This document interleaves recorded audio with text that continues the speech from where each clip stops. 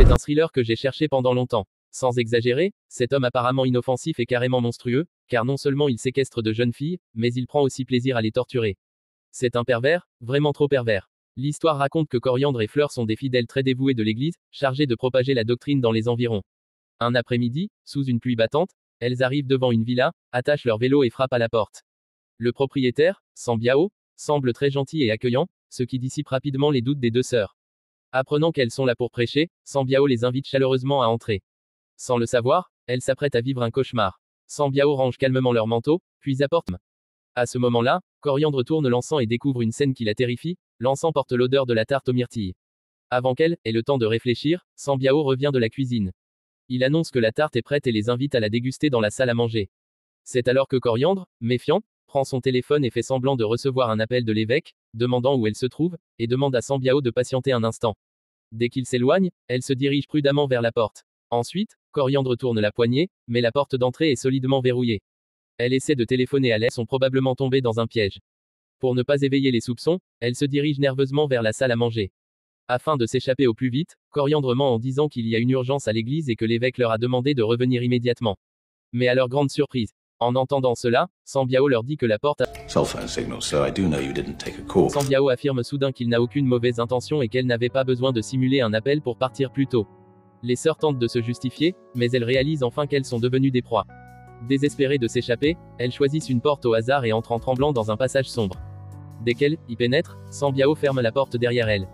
La peur les envahit immédiatement. Poussées par leur instinct de survie, elles utilisent la lumière de leur téléphone pour avancer jusqu'au bout du passage. Mais lorsqu'elles ouvrent la porte devant elles, elles sont submergées par le désespoir, elles se retrouvent dans un sous-sol fermé, et peu importe la porte qu'elles avaient, une autre porte. Coriandre, anticipant le pire, donne discrètement un couteau à Fleur et lui murmure « Je vais attirer son attention, toi, saisis l'occasion pour le frapper mortellement.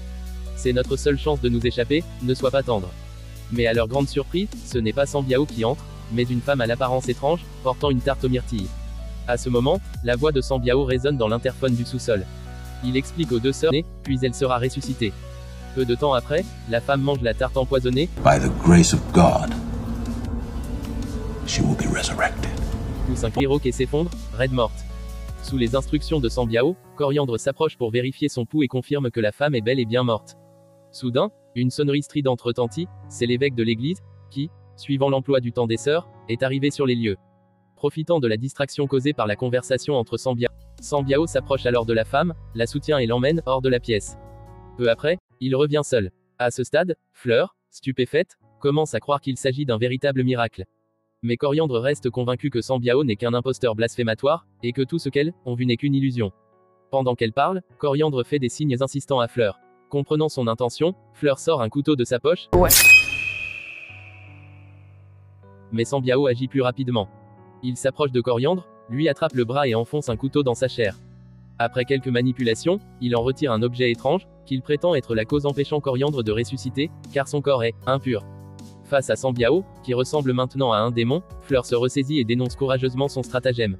Elle explique que, après la mort de la femme empoisonnée, Sambiao a utilisé un mécanisme secret pour ouvrir une porte et détourner leur attention.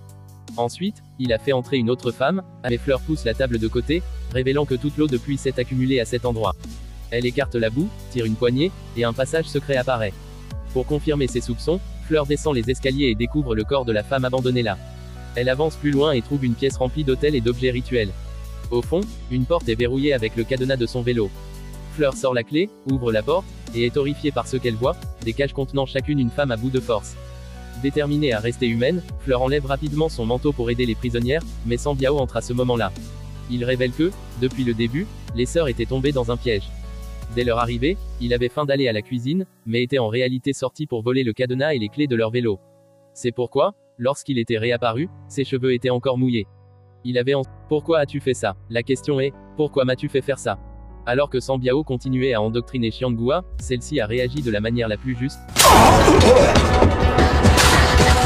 Après avoir grièvement blessé le fou Sambiao, elle s'est précipitée pour s'échapper observant la maquette sur la table. Ainsi se termine le film. Voilà, c'est tout pour aujourd'hui. C'était votre adorable chaîne, Scène Clé, à bientôt pour une nouvelle histoire.